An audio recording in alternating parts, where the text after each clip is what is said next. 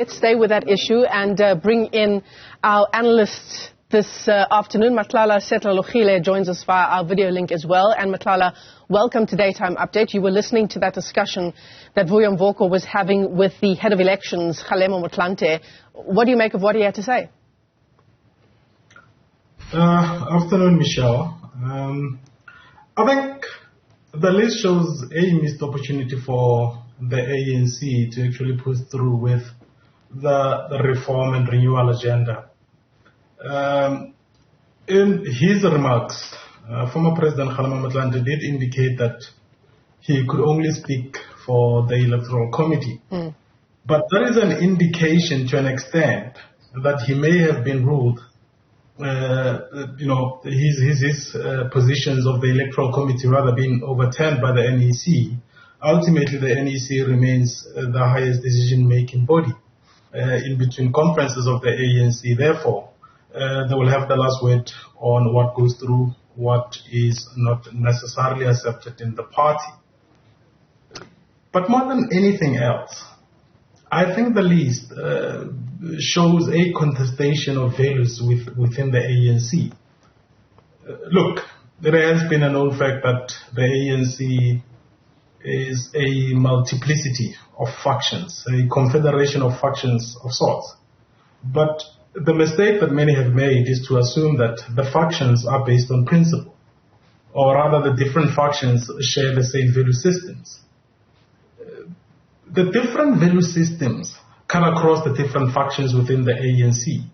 So at any given point in time, even the dominant faction of the ANC that seems to make the decisions are likely to have different value systems infused in those different factions.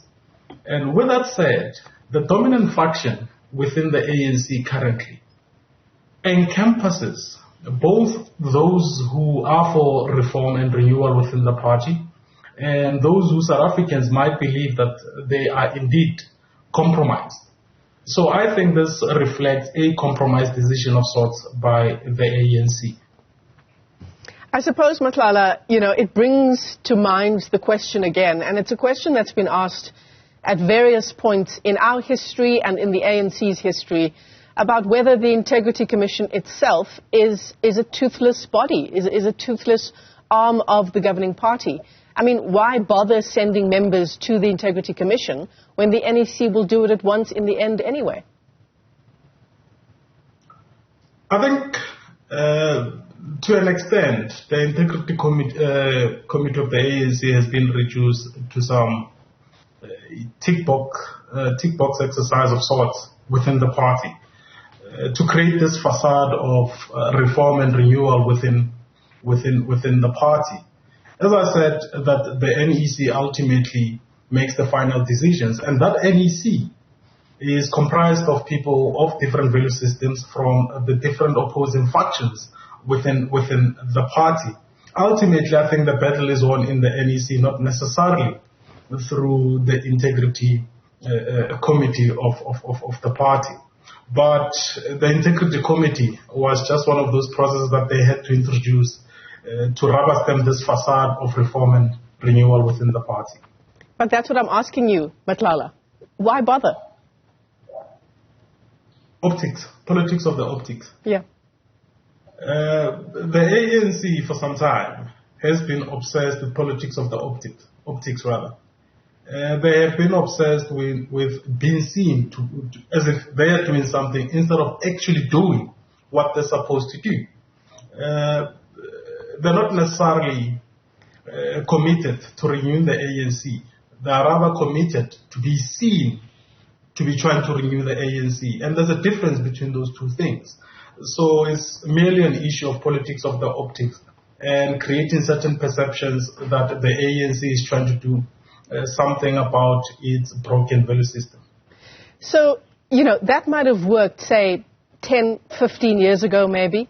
But do you think that the voter is no longer concerned with politics of the optics, perhaps as much as it would have been, during the state capture years and the time of the state capture inquiry?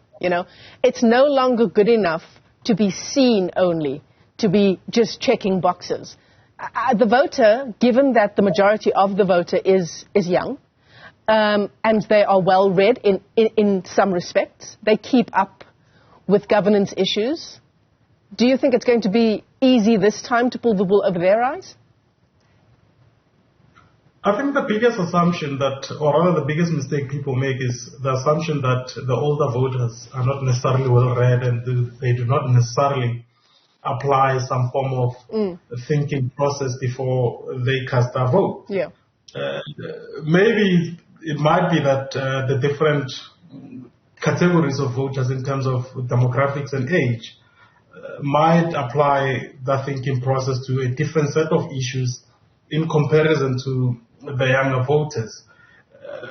The reality is the ANC challenges are not necessarily new. The corruption within the ANC and the compromise figures within the ANC is something that even the late President Nelson Mandela spoke about in many of the ANC conferences and sittings. It's not something that shocked or surprised or was an emergency to the ANC. It's something that they let it to embed itself within the organization and later create some sort of agency for something that was well established. But in terms of the newer voters and politics of the optics, look, there's a small portion, or rather in comparison to other sections of voters, the voters that apply interest to inform the decision making in terms of how to cast their vote is a bit insignificant towards in comparison to the rest of the voter bloc. So there will be a number of issues that the voter takes into consideration. It's not merely the corruption issue. Yeah. There will be issues such as transformation, there will be issues such as human rights, there will be issues such as foreign policy. So, the South Africans have for long celebrated policies, and I think as it stands, that might be enough to persuade them to stick to the ANC. Yeah. Whether or not there is indeed an alternative for those who have always voted for the governing party, despite the list of candidates on the ballot paper increasing exponentially in this election. Is there enough of an alternative for members of the people who have voted for the ANC previously to find their political home elsewhere? South Africans mainly apply the psychological voter behavior.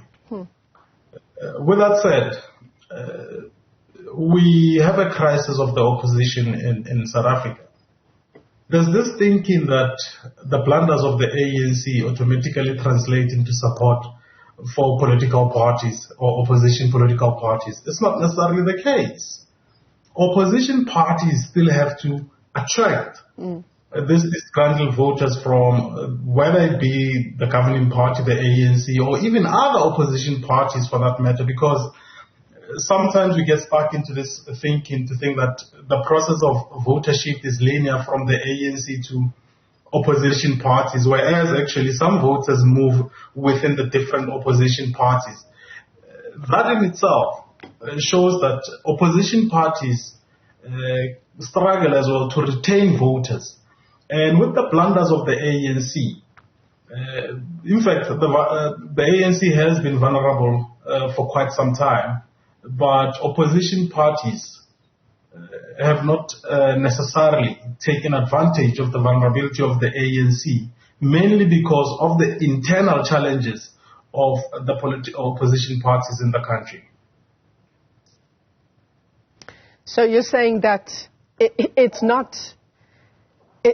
optics aside, this decision by the ANC to include these tainted members, whether it's been tested in a court of law or not, is not the big election issue that perhaps some of us would make it out to be. Can you talk to us about, the final list of the ANC and what it looks like and where this now leaves its coalition partners? Yes, in terms of the final list of the ANC, look, as I said, Michelle, the challenge is the focus is mainly on the ANC list, without not necessarily paying attention to opposition party lists. When all lists are on the table, would those lists of opposition parties do enough to actually sway people towards the support of those opposition parties? I don't think we can look at the political landscape with the ANC in isolation. The political landscape in itself is dynamic with different moving parts. As I said, the blunders of the ANC or the perception that the ANC is failing to reform will not necessarily automatically result in more support for opposition parties. The opposition parties still have to do their bit in attracting those disgruntled voters from the ANC. So assessing the ANC list in isolation can do a disservice to this discourse. And are opposition parties doing their bit? Because so much of the discussion does center around, this is what the ANC has done, but this is what we will do differently. Are they doing enough? Perhaps they can just take the ANC out of their election campaigns altogether, and that doesn't seem possible for many opposition parties, perhaps especially the official opposition. Do opposition parties really know what South Africans want? I think that's the question that should be asked to opposition parties. The reality is that messaging has failed to strike a chord in many of South African voters. I mean, you talk about the main opposition party, for instance. It seems that it has reached the ceiling in terms of growth. Yes, polls have been coming out of late indicating that they might achieve some sort of growth growing towards the 2024 general elections. Look, polls are just that. They give a snapshot of how elections are likely to come out at any given point in time, especially when the poll was conducted. But the methodologies of those polls sometimes do disservice to the kind of picture they paint. There has been an issue, especially on the international relations front, with the Democratic Alliance. I think it's the Brenhurst Foundation's latest poll that the opposition party, the DA to be quite specific, has been utilizing over the past few days. They claim that South Africans are angry at the ANC in terms of their international or rather foreign policy, and in the specific term referring to the manner they've handled the Israeli and Palestinian issue. I don't think that poll is a true reflection of how South Africans generally feel about the manner in which the ANC has handled the Palestinian and Israeli issue. So already the methodology and the kind of questions that were posed already raises serious concern about the precise picture some of these polls paint. So we just have to take those with a pinch of salt. But other than that, opposition parties still have to do quite a lot more to attract voters or disgruntled voters for the ANC. Because remember, there's still an option for voters to choose not to go vote. Yeah, absolutely. And there's a discussion to be had about who that benefits, right? Who does it benefit if I choose to stay away altogether? Yes, and I think as we've seen in the past few elections, many people have missed this opportunity to diagnose that as a decline of trust in political institutions as a whole, not necessarily the ANC. And for it to get to a point where voters choose not to vote rather than voting for a opposition party, that's a serious indictment on the part of opposition parties, because voters would rather withhold their vote than actually give it to another opposition parties. And I think this is where opposition parties were supposed to do a serious reflection and introspection on why are voters choosing to abstain rather than actually voting for opposition parties in the country. Matlala Setlhalogile, let me thank you for your time this afternoon. He is a political analyst and governance expert with the Wits School of Governance.